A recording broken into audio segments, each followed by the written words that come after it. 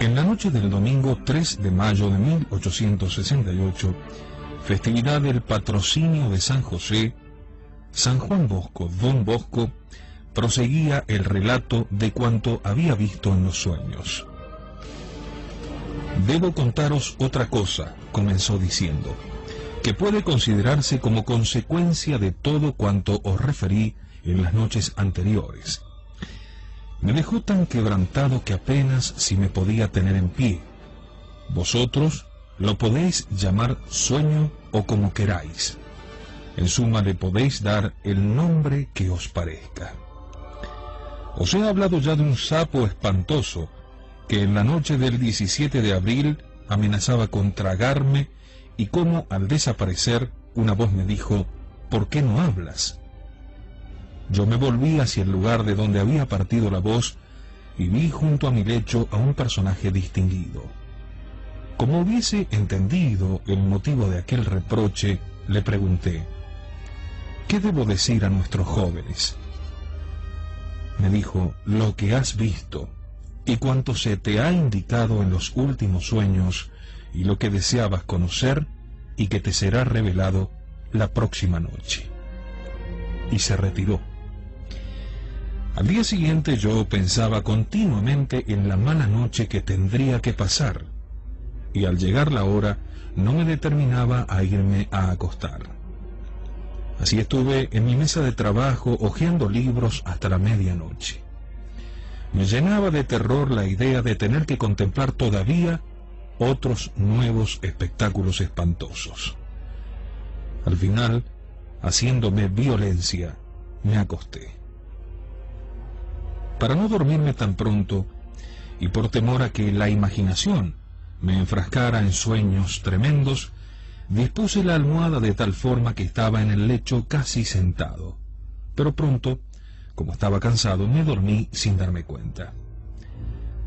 Y he aquí que de improviso vi en la habitación, junto a la cama, al hombre de la noche anterior, el cual me dijo: levántate y ven conmigo. Yo le contesté: te lo pido por caridad, déjame tranquilo. Estoy cansado, mira, hace varios días que sufro de dolor de muelas. Déjame descansar, he tenido ya sueños espantosos. Estoy verdaderamente agotado. Y decía esto porque la aparición de este hombre es siempre indicio de grandes agitaciones, de cansancio y de terror. Él me respondió: levántate, que no hay tiempo que perder. Accedí, me levanté y le seguí. Mientras caminábamos, le pregunté: ¿a dónde quieres llevarme ahora? Tú ven y verás. Y me condujo a un lugar donde se extendía una amplia llanura. Dirigí la mirada a mi alrededor, pero aquella región era tan grande que no se distinguían los confines de la misma. Era un verdadero desierto. No se veía allí alma viviente, ni siquiera una planta o un riachuelo.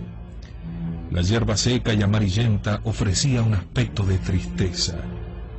No sabía dónde me encontraba, ni qué iba a hacer. Durante unos instantes no vi a mi guía. Temía haberme perdido. No había nadie conmigo, ni siquiera don Miguel Rúa, que siempre me acompañaba, ni don Juan Franchesia, ni ningún otro. Cuando he aquí que divisé al amigo que salía a mi encuentro, respiré y le dije: ¿dónde estoy? Ven conmigo y lo verás. Bueno, está bien, iré contigo.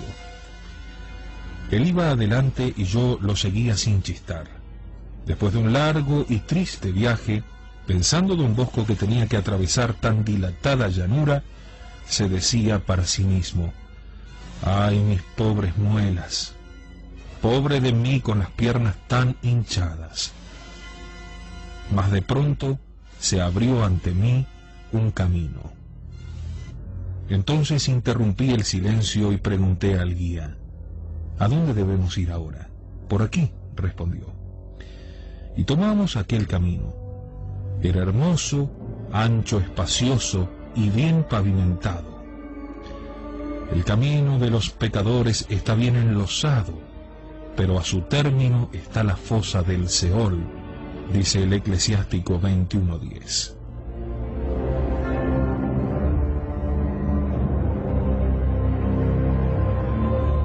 A un lado y a otro de las orillas del foso flanqueaban dos magníficos setos verdes cubiertos de lindas flores. En especial despuntaban las rosas, entre las hojas por todas partes. Aquel camino a primera vista parecía llano y cómodo, y yo me eché a andar por él sin sospechar nada. Pero después de caminar un trecho, me di cuenta de que insensiblemente se iba haciendo más cuesta abajo, y aunque la marcha no parecía precipitada, yo corría con tanta facilidad que me parecía como ser llevado por el aire. Incluso noté que avanzaba casi sin mover los pies. Nuestra carrera era, pues, a esta altura ya veloz. Pensando entonces que la vuelta atrás por un camino tan largo hubiera sido muy fatigosa y cansada, le dije al amigo: ¿cómo haremos para regresar hasta el oratorio? No te preocupes, me respondió. El Señor es omnipotente y quiere que ahora camines. El que te conduce y te enseña a proseguir adelante, sabrá también llevarte hacia atrás. El camino descendía cada vez más. Proseguíamos la marcha entre flores y rosas, cuando vi que por el mismo sendero me seguían todos los jóvenes del oratorio, con numerosísimos compañeros a los que yo jamás había visto. Pronto me encontré en medio de ellos. Mientras los observaba, vi de repente que ora uno, ora otro caían al suelo y que eran arrastrados por una fuerza invisible hacia una horrible pendiente que se veía aún en lontananza y que luego los metía de cabeza en algo parecido a un horno. ¿Qué es lo que hace caer a estos muchachos?, pregunté al guía. Él me contestó con el Salmo 139. Cuerdas han tendido como red, trampas junto al sendero me han situado. Acércate un poco más, me dijo. Me acerqué y pude comprobar que los jóvenes pasaban entre muchos lazos, algunos de los cuales estaban a ras del suelo, otros a la altura de la cabeza. Los lazos no se veían, por tanto muchos de los jóvenes, al ir andando, quedaban presos por ellos, sin darse cuenta del tremendo peligro. En el momento de caer, daban un salto y después rodaban por el suelo con las piernas en alto, y cuando se levantaban corrían precipitadamente hacia el abismo. Unos quedaban presos por la cabeza, otros agarrados del cuello, algunos por las manos, otros por un brazo, aquel por una pierna, aquel otro por la cintura, e inmediatamente así agarrados, eran lanzados abajo.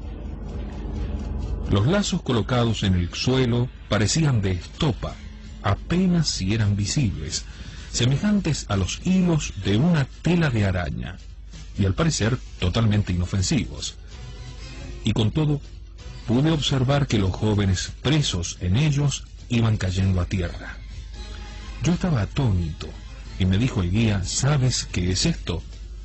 Debe ser un poco de estopa, respondí.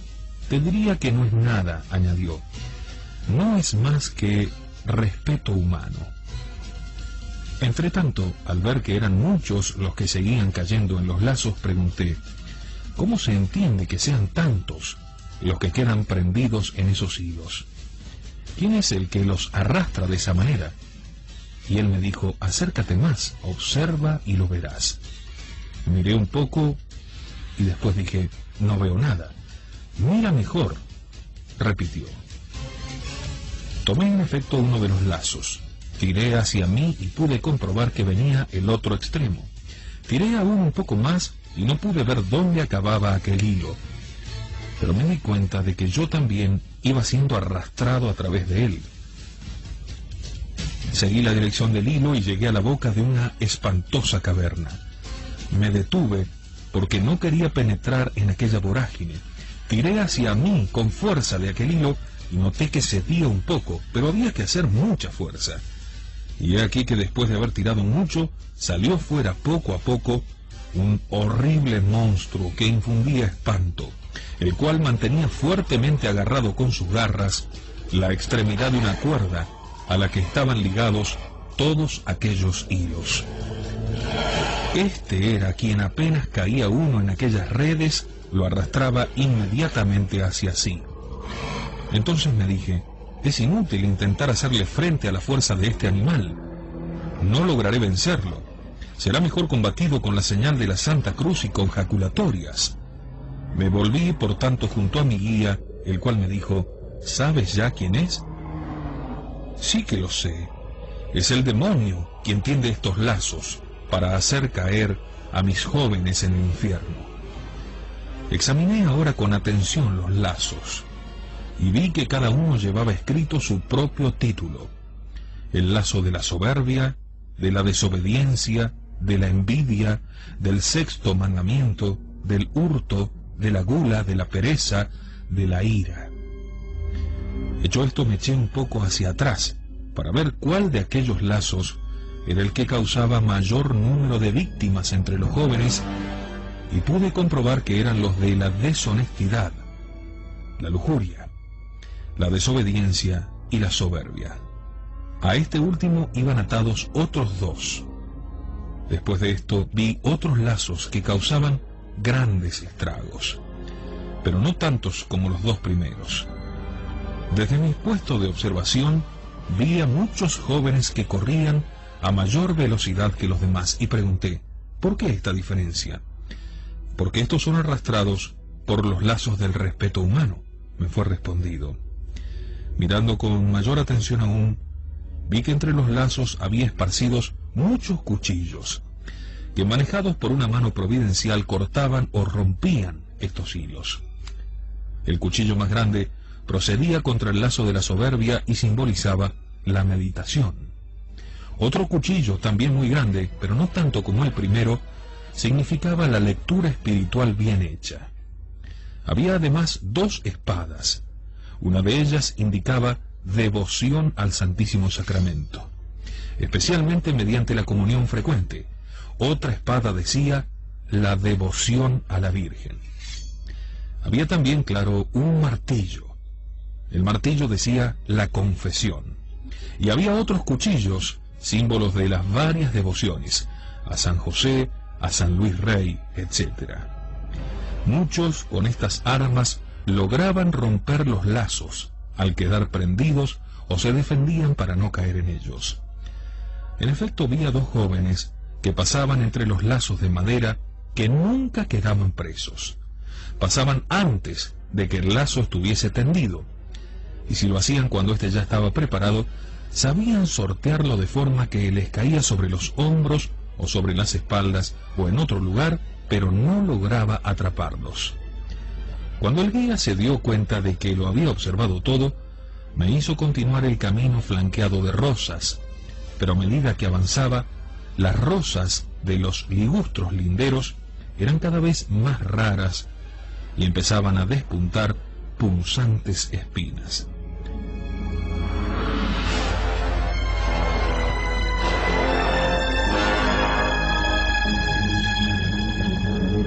Por mucho que miraba ahora camino abajo, no descubría ni una sola rosa, y en el último tramo el seto se había tornado completamente espinoso, quemado por el sol y desprovisto de hojas.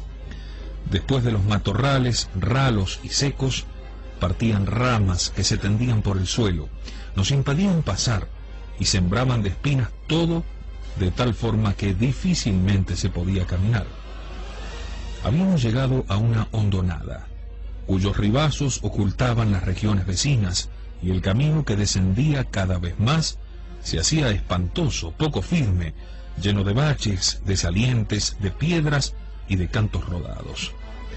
Había perdido ya de vista a todos mis jóvenes, muchísimos de los cuales habían logrado salir de aquella senda engañosa y habían tomado otros senderos. Yo continué adelante. Cuanto más avanzaba, más áspera, más pronunciada era la bajada, de forma que algunas veces me resbalaba y caía al suelo, donde permanecía sentado un rato para tomar un poco de aliento. De cuando en cuando, el guía acudía en mi auxilio y me ayudaba a levantarme. A cada paso se me plegaban las articulaciones y parecía que se me iban a descoyuntar los huesos. Jadeando entonces dije a mi guía: amigo, no puedo más. Las piernas no me dan más. Me encuentro tan falto de fuerzas que no me es posible continuar el viaje.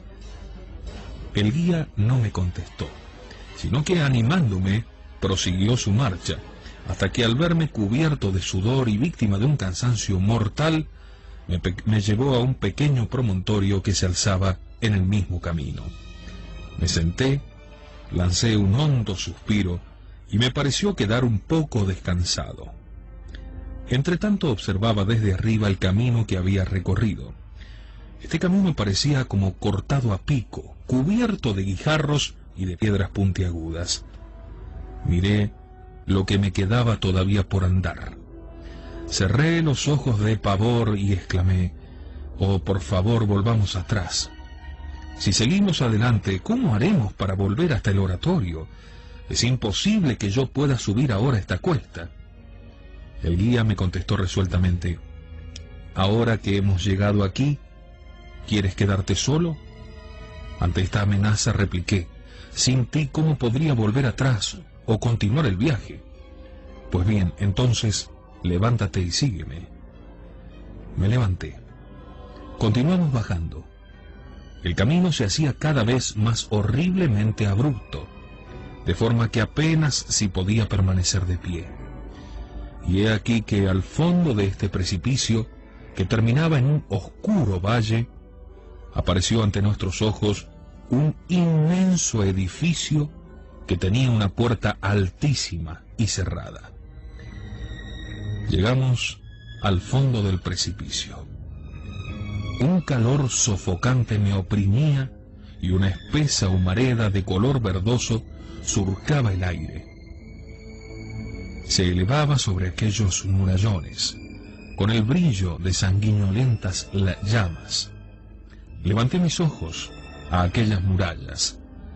Cada una de ellas eran más altas que una montaña. Entonces pregunté al guía: «¿Dónde nos encontramos? Dime, ¿qué es esta ciudad?». Me respondió: «Lee lo que hay escrito sobre aquella puerta». Miré y leí sobre la puerta: «Ubi non es redentio». Aquí no hay redención. Me di cuenta que estábamos ante las mismas puertas del infierno. El guía me acompañó a dar una vuelta alrededor de los muros de aquella tremenda muralla. De cuando en cuando, a una distancia regular, se veía una puerta de bronce como la primera, al pie de una peligrosa bajada. Cada una de ellas tenía encima una inscripción diferente: «Alejaos, malditos, al fuego eterno que está preparado para el diablo y para sus ángeles». Otra decía: «Todo árbol que no da buenos frutos será cortado y echado al fuego». Saqué la libreta para anotar aquellas inscripciones, pero el guía me dijo: «Detente, ¿qué haces?». «Tomo nota de las inscripciones de las puertas». «No hace falta. Las tienes todas en la Sagrada Escritura. Incluso tú has hecho grabar algunas bajo los pórticos». Ante semejante espectáculo, quise volver atrás, encaminarme hacia el oratorio, pero el guía no se volvió, a pesar de que yo había dado ya algunos pasos. Recorrimos un inmenso y profundísimo barranco y nos encontramos nuevamente al pie del camino pendiente que habíamos recorrido y delante de la primera puerta. De pronto el guía se volvió hacia atrás y con el rostro demudado y sombrío me indicó con la mano que me retirara, diciendo: «Mira». Tembloroso alcé los ojos hacia arriba. A una gran distancia vi que por aquel camino en declive bajaba uno a toda velocidad. Conforme se iba acercando, identifiqué quién era, y finalmente pude reconocer en él a uno de mis jóvenes. Llevaba los cabellos desgreñados, en parte erizados sobre la cabeza, y en parte echados hacia atrás por efecto del viento, y los brazos tendidos hacia adelante en actitud de quien nada para salvarse de un naufragio. Quería detenerse, se agarraba de todo lo que podía, tropezaba continuamente con los guijarros salientes del camino, y aquellas piedras, sin embargo, servían como para darle mayor impulso en la carrera. «Corramos, detengámosle, ayudémosle», gritaba yo tendiendo las manos hacia él. El guía replicaba: «No, déjalo». «¿Y por qué no puedo detenerlo?» «Don Bosco, ¿no sabes lo tremenda que es la venganza de Dios?», me dijo. «¿Crees que podrías detener a uno que huye de la ira encendida del Señor?». Entretanto, aquel joven, volviendo la cabeza hacia atrás y mirando con los ojos encendidos si la ira de Dios le seguía, corría precipitadamente hacia el fondo del camino, como si no hubiese encontrado en su huida más solución que ir a dar en contra de la puerta de bronce. «¿Y por qué mira hacia atrás con esa cara de espanto?», pregunté yo. «Porque la ira de Dios traspasa todas las puertas del infierno y va a atormentarle aún en medio del fuego». En efecto, como consecuencia de aquel choque, entre un ruido de cadenas, la puerta se abrió de par en par. Y tras ella se abrieron al mismo tiempo, haciendo un horrible fragor, 2, 10, 100 y 1000 puertas más, impulsadas por el choque del joven, que era arrastrado por un torbellino invisible, irresistible, velocísimo. Todas aquellas puertas de bronce, que estaban una enfrente de otra, aunque a gran distancia, permanecieron abiertas por un instante, y yo vi allá a lo lejos, muy lejos, como la boca de un horno. Y mientras el joven se precipitaba en aquella vorágine, pude observar que de ella se alzaban numerosos globos de fuego, y las puertas volvieron a cerrarse con la misma rapidez con que se habían abierto. Entonces yo tomé la libreta para apuntar el nombre y el apellido de aquel alumno mío infeliz. Pero el guía me agarró del brazo y me dijo: «Detente y observa de nuevo». Lo hice. Pude ver entonces un nuevo espectáculo. Vi bajar precipitadamente por la misma senda a otros 3 jóvenes de nuestras casas, que en forma de peñascos rodaban rapidísimamente uno tras otro. Iban con los brazos abiertos y gritaban de espanto. Llegaron al fondo y fueron a chocar contra la primera puerta. En aquel instante conocí a los 3. La puerta se abrió, después de ella las otras 1000. Los jóvenes fueron empujados por aquel larguísimo corredor. Se oyó un prolongado ruido infernal que se alejaba cada vez más. Aquellos infelices desaparecieron y las puertas se cerraron. Muchos otros cayeron después de estos, de cuando en cuando. Vi precipitarse allí a un pobrecillo, impulsado por los empujones de un malvado compañero. Algunos caían solos, otros acompañados, unos agarrados del brazo, otros separados pero próximos. Todos llevaban escrito en la frente el pecado que los condenaba. Yo los llamaba afanosamente mientras caían en aquel lugar, pero ellos no podían ni verme ni oírme. Retumbaban las puertas infernales al abrirse y al cerrarse, y luego quedaba un silencio como de muerte.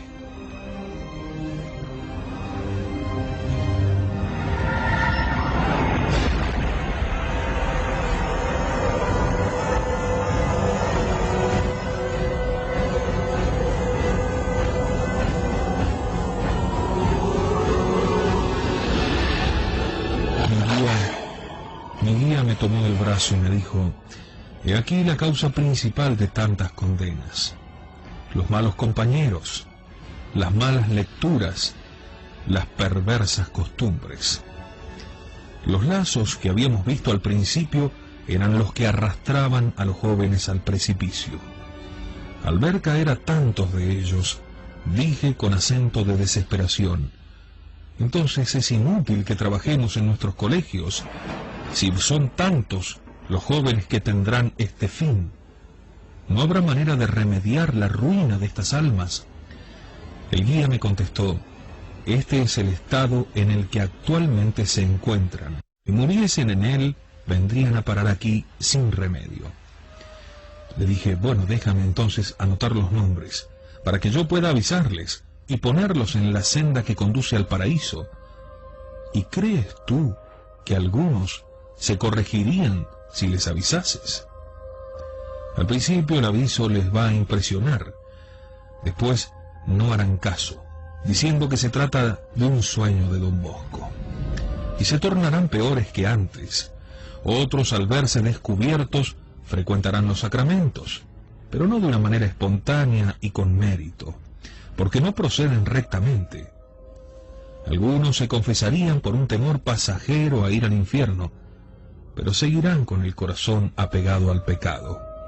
Pero es que, entonces, no hay remisión para estos desgraciados.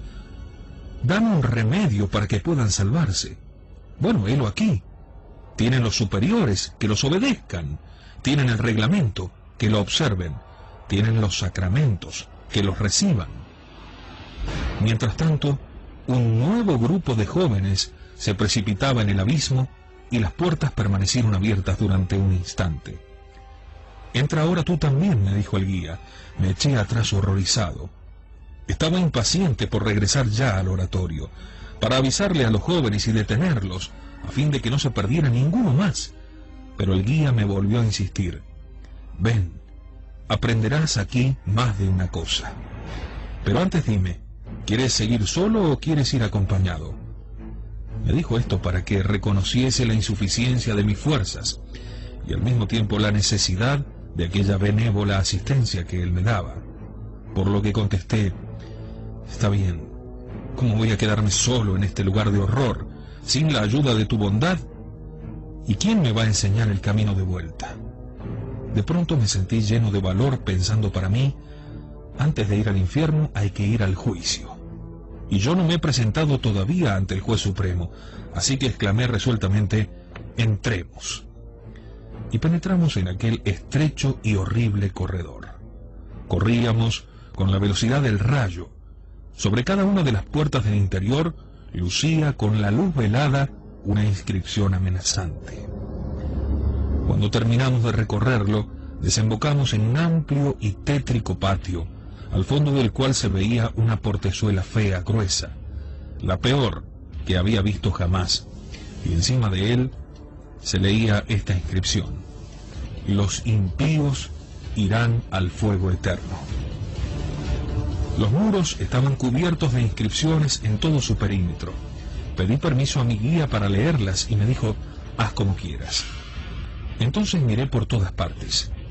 En un sitio vi escrito, «Pondré fuego en su carne para que ardan para siempre». Más allá decía, «Eran atormentados día y noche por los siglos de los siglos».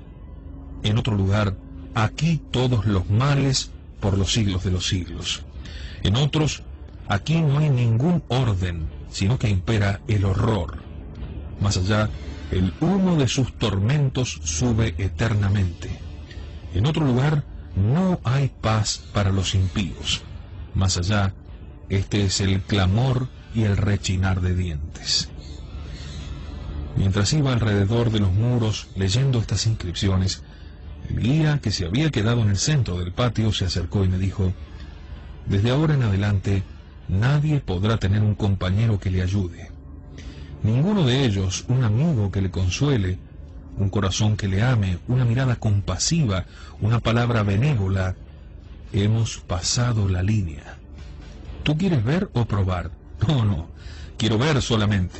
«Bueno, ven conmigo». Nos insertamos ya dentro. Tomándome de la mano me condujo ante la puertecilla y la abrió. Esta ponía en comunicación un corredor, en cuyo fondo había una gran cueva cerrada por una ancha ventana con un solo cristal que llegaba del suelo a la bóveda, y a través del cual se podía contemplar el interior. Crucé el umbral y me detuve presa de un terror indescriptible. Apareció ante mis ojos una especie de inmensa caverna que se perdía en las profundidades excavadas en las entrañas de los montes. todo lleno de fuego, pero no como el que vemos en la tierra con sus llamas en movimiento, sino de una forma tal que lo dejaba todo incandescente y blanco a causa de la elevada temperatura. Los muros, las bóvedas, pavimento, hierros, piedras, madera, carbón, todo estaba blanco y brillante. Aquel fuego sobrepasaba en calor millares y millares de veces al fuego de la tierra, sin consumir ni reducir a cenizas nada de lo que tocaba. No puedo describir esta caverna en toda su espantosa realidad. Mientras miraba atónito todo aquello, llegó por un pasaje con gran violencia un joven que, como si no se diera cuenta de nada, lanzó un terrible grito como quien está para caer en un lago de bronce hecho líquido y se precipitó en medio de él.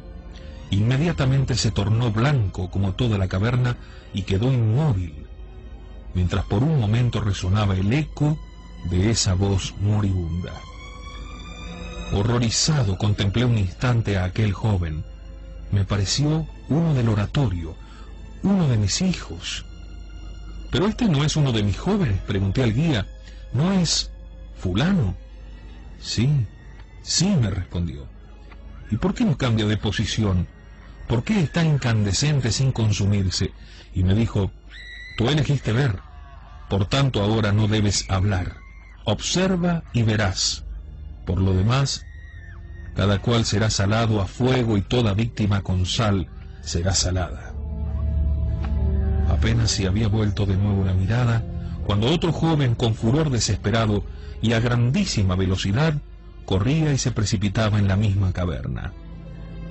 Este pertenecía también al oratorio. Apenas cayó, quedó como congelado, no se movió más, lanzó un grito lastimero y su voz se confundió con el último eco del grito del que había caído antes. Después de este llegaron otros, con la misma precipitación, y su número fue en aumento. Todos lanzaban ese último grito y quedaban inmóviles, incandescentes, como los que los habían precedido. Yo observé que el primero había quedado con una mano en el aire y un pie igualmente suspendido en alto. El segundo quedó como encorvado hacia la tierra.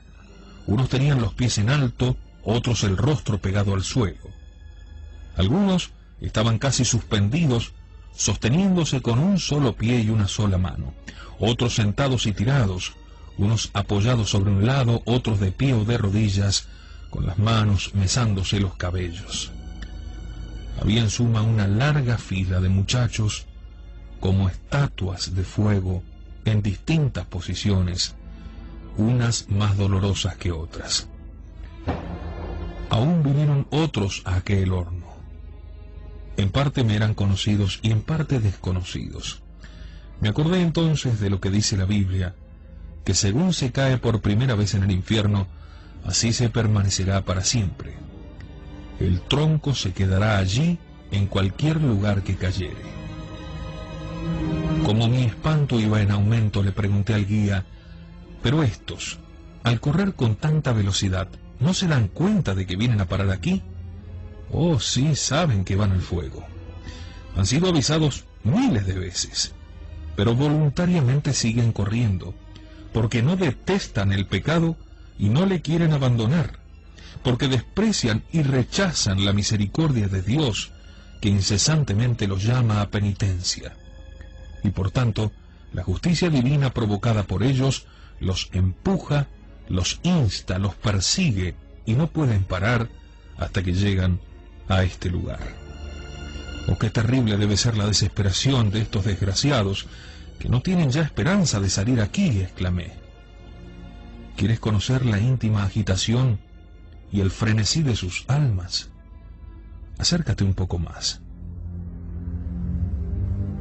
Di unos pasos adelante hacia la ventana, y vi que muchos de aquellos desdichados se propinaban mutuamente tremendos golpes.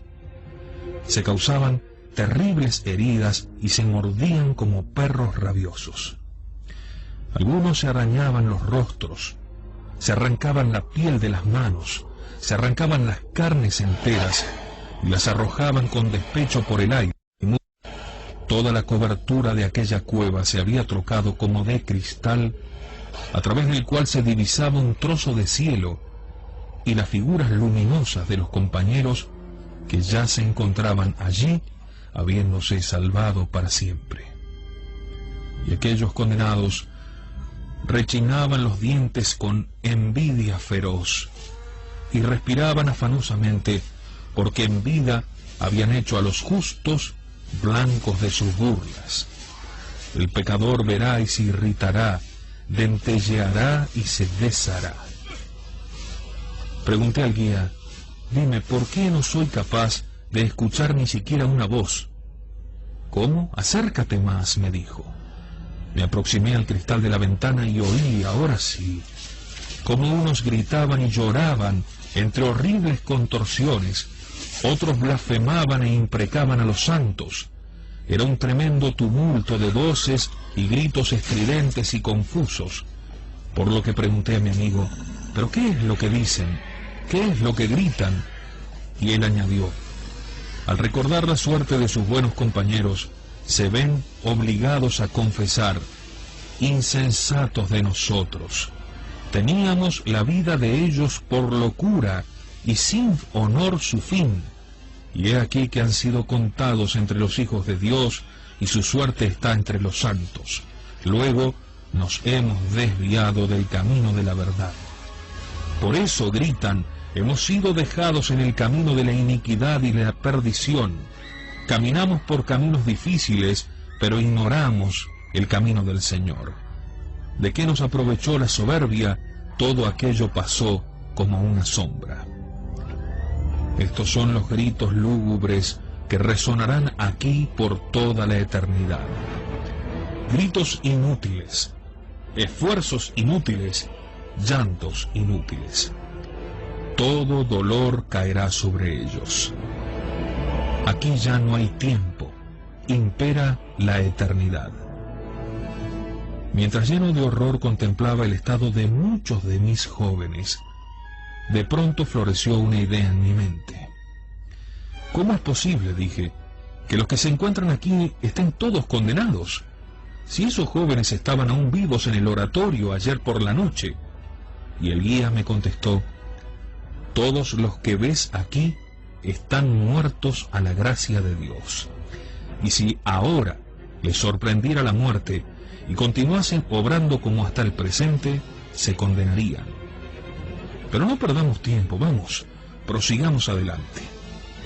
Y me alejó de aquel lugar por un corredor que descendía todavía más a un profundo subterráneo, conduciéndome a otro aún más bajo, en cuya entrada se leían estas palabras: su gusano no muere y el fuego no se apaga. Meterá el Señor omnipotente fuego y gusanos en sus carnes, y llorarán penando eternamente. Es el pasaje de la Escritura de Judith 16:21. Aquí se veían los atroces remordimientos de los que fueron educados en casas católicas. El recuerdo de todos y cada uno de los pecados no perdonados y de la justa condenación, de haber tenido 1000 medios y aún extraordinarios para convertirse, para perseverar en el bien, para ganarse el paraíso. El recuerdo de tantas gracias prometidas, ofrecidas y hechas por María Santísima y no correspondidas. Y el haberse podido salvar a costa de un pequeño sacrificio y en cambio ahora estar condenado para siempre. Recordar tantos buenos propósitos hechos y no mantenidos, de buenas intenciones ineficaces, está lleno el infierno, dice el proverbio. Y allí volví a contemplar a los jóvenes del oratorio que había visto poco antes en el horno, algunos de los cuales me están escuchando ahora, otros que estuvieron aquí con nosotros y otros muchos que yo no conocía. Me adelanté y observé que todos estaban cubiertos de gusanos y asquerosos insectos que los devoraban y que consumían su corazón, los ojos, las manos, las piernas, los brazos, todo. Y tan lastimosamente que no hay palabras para explicarlo. Permanecían inmóviles, expuestos a toda suerte de molestias, sin poderse librar de ellas en modo alguno. Yo avancé un poco más y me acerqué para que me viesen, con la esperanza de poderles hablar y que me dijesen algo. Pero ninguno me dirigía la palabra, ni siquiera me miraba. Pregunté entonces al guía la causa de esto y me respondió que en el otro mundo no hay libertad para los condenados. Cada uno soporta el castigo que Dios le impone sin ninguna variación, y no puede ser de otra manera. Y añadió: ahora es necesario que vayas a esa región de fuego que acabas de contemplar. No, no, repliqué. Para ir al infierno es necesario que antes pase por el juicio. Yo no he sido juzgado aún. No quiero entrar al infierno. Dime, ¿qué te parece mejor? ¿Ir al infierno y libertar a tus jóvenes, o permanecer fuera de él abandonándolos en medio de tantos tormentos? Desconcertado ante aquella propuesta, respondí: yo quiero mucho a mis jóvenes y deseo que todos se salven, pero no podríamos hacer de manera que no tuviésemos que ir allí adentro, ni yo ni los demás. Bien, contestó mi amigo, aún estás a tiempo, como también lo están ellos, con tal de que tú hagas todo lo que puedas. Mi corazón se ensanchó y dije para mí: no me importa el trabajo, con tal de que pueda librar a mis queridos hijos de tantos tormentos. Ven pues adentro, continuó el guía, y observa la bondad y la omnipotencia de Dios, que amorosamente pone en juego 1000 medios para inducir a penitencia a tus jóvenes y salvarlos de la muerte eterna. Y tomándome de la mano, me introdujo en la caverna.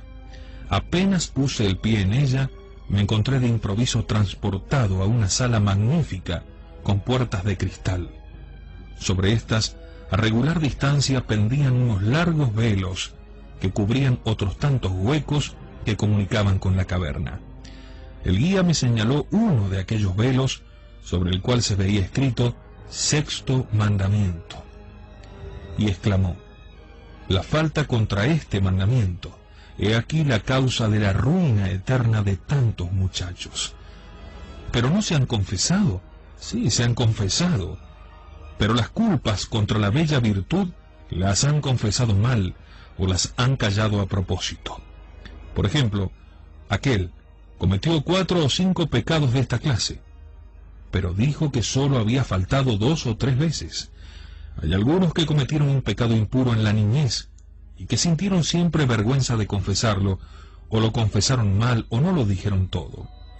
Otros no tuvieron el dolor y el propósito. Algunos incluso, en lugar de hacer el examen, estudiaron la manera de engañar al confesor. El que muere con esta resolución, lo único que consigue es contarse en el número de los réprobos para toda la eternidad. Solamente los que, arrepentidos de corazón, mueren con la esperanza de la eterna salvación, serán eternamente felices. ¿Quieres ver ahora por qué te ha conducido hasta aquí la misericordia de Dios?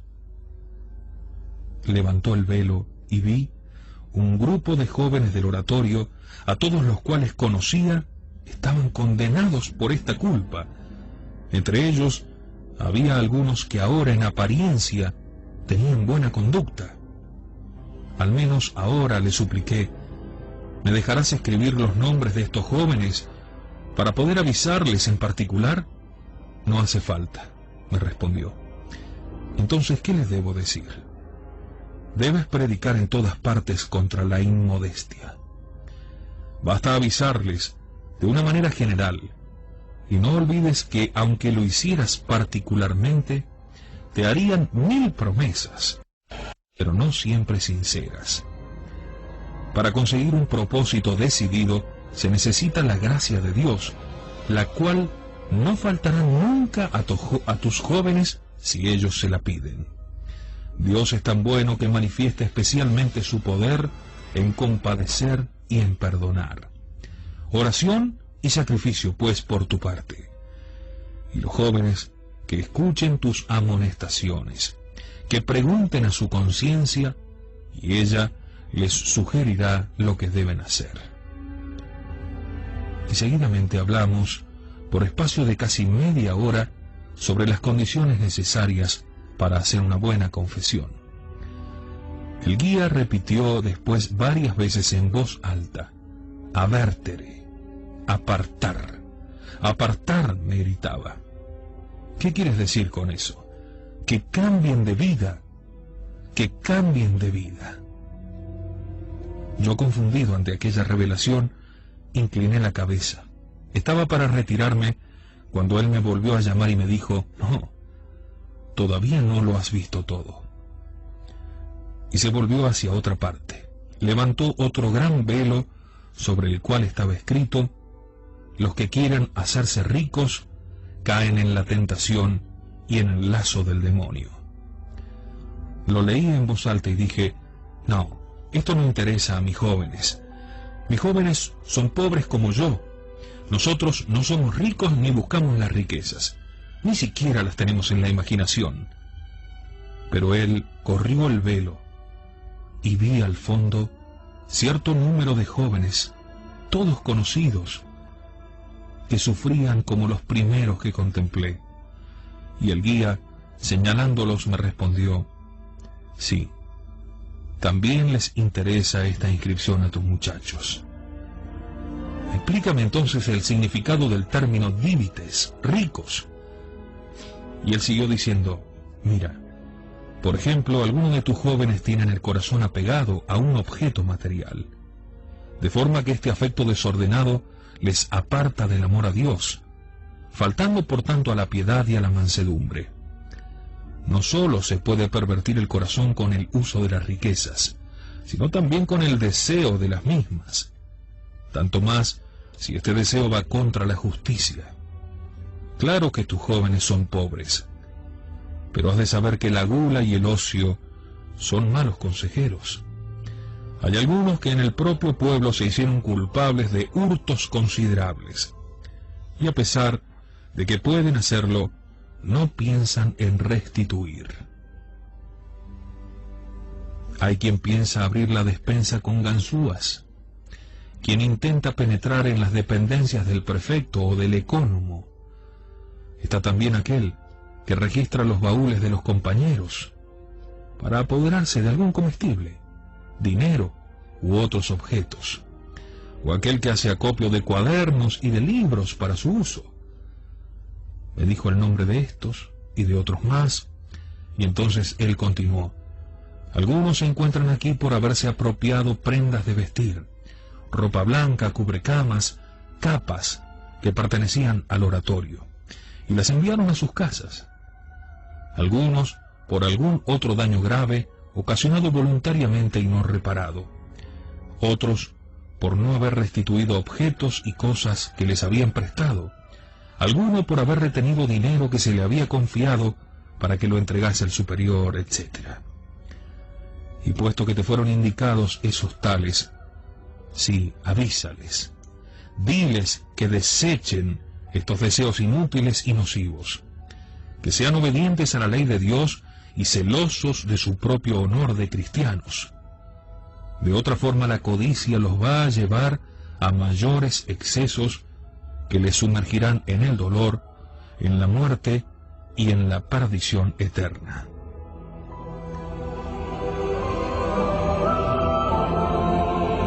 Yo no me explicaba cómo por ciertas cosas a las que nuestros jóvenes daban aparentemente tan poca importancia, tuviesen aparejados castigos tan tremendos. Pero el amigo interrumpió mis reflexiones diciéndome: recuerda lo que se te dijo cuando contemplabas aquellos racimos de la vid que se habían echado a perder. Y entonces levantó otro velo que ocultaba a muchos otros de nuestros jóvenes, a los que inmediatamente conocí y que están en el oratorio. Sobre aquel velo estaba escrito: raíz de todos los males. ¿Sabes qué significa esto? ¿Cuál es el pecado designado con esta inscripción? Me parece que debe ser la soberbia, respondí. No. Pues yo siempre he oído decir que la soberbia es la raíz de todos los pecados. Sí, en general se dice que es la soberbia. Pero en particular, ¿sabes qué fue lo que hizo caer a Adán y Eva en el primer pecado, por el que fueron arrojados del paraíso terrenal? La desobediencia. Exacto. La desobediencia es la raíz de todos los males. ¿Qué debo decir a mis jóvenes sobre esto? Presta atención. Estos jóvenes que ves aquí son los desobedientes, que se están preparando un fin tan lastimoso. Esos tales y esos cuales que tú crees que se han ido a descansar. En cambio, de noche se bajan a pasear por el patio, sin preocuparse de las prohibiciones del reglamento.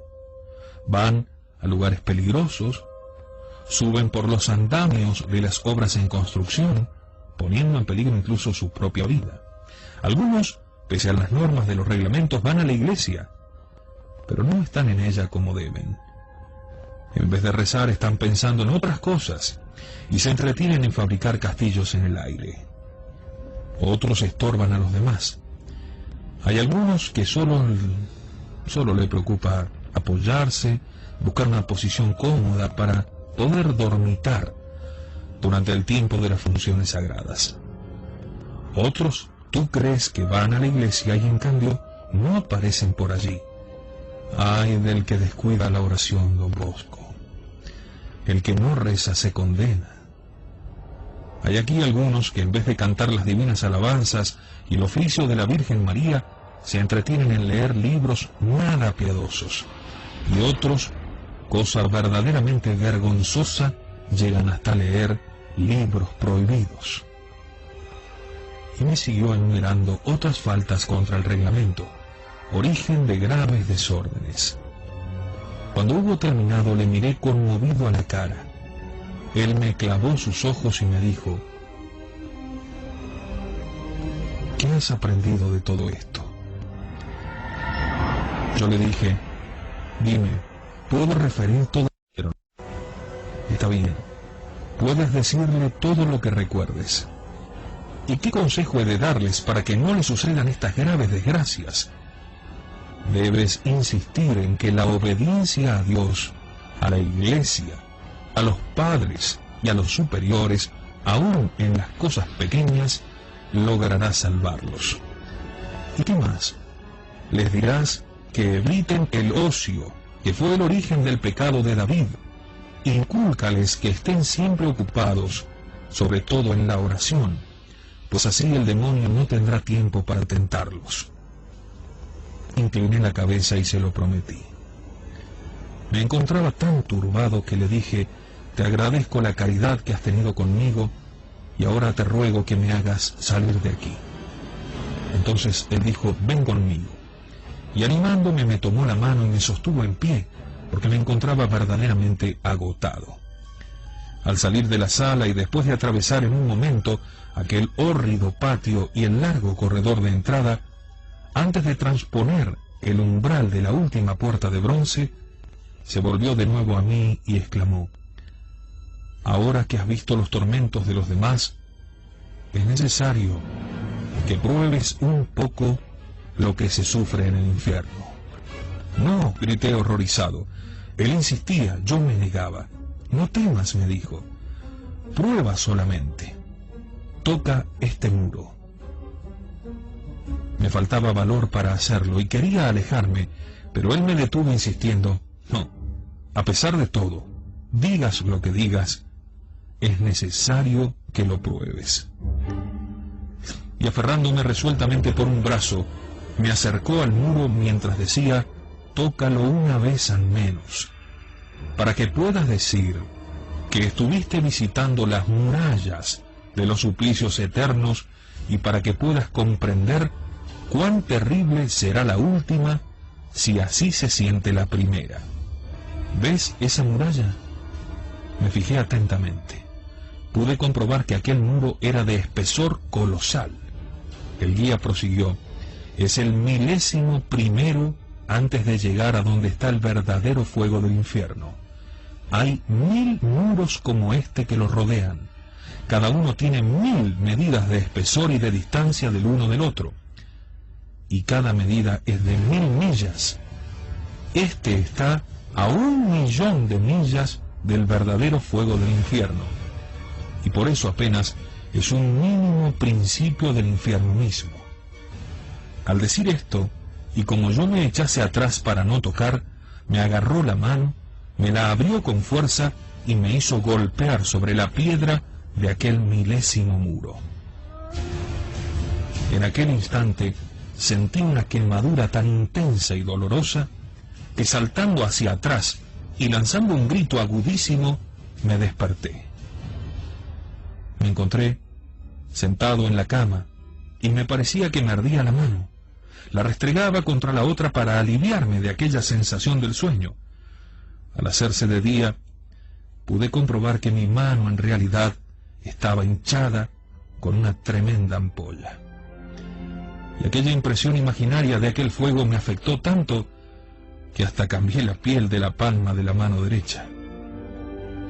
Tened presente que no os he contado las cosas con toda su horrible crueldad, ni tal como las vi y de la forma que me impresionaron, para no causar en vosotros demasiado espanto.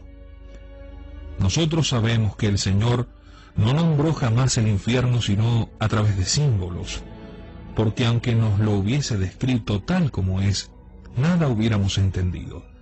Ningún mortal puede comprender estas cosas. El Señor las conoce y las puede manifestar a quien quiera. Durante muchas noches consecutivas, y siempre presa de la mayor turbación, no logré dormir, a causa del espanto que se había apoderado de mi ánimo. Os he contado solamente un resumen de lo que he visto en sueños de mucha duración. Puedo decir que de todos ellos os he hecho un breve compendio. Otro día os hablaré sobre el respeto humano y de cuánto se relaciona con el 6º y el 7º mandamiento y con la soberbia. No haré otra cosa más que explicar estos sueños, pues están de acuerdo con la Sagrada Escritura. Aún más, no son más que un simple comentario de cuanto en ella se lee respecto a esta materia. Durante estas noches os he contado ya algo, pero de cuando en cuando vendré a hablaros y os narraré lo que falta, dándoos la explicación consiguiente.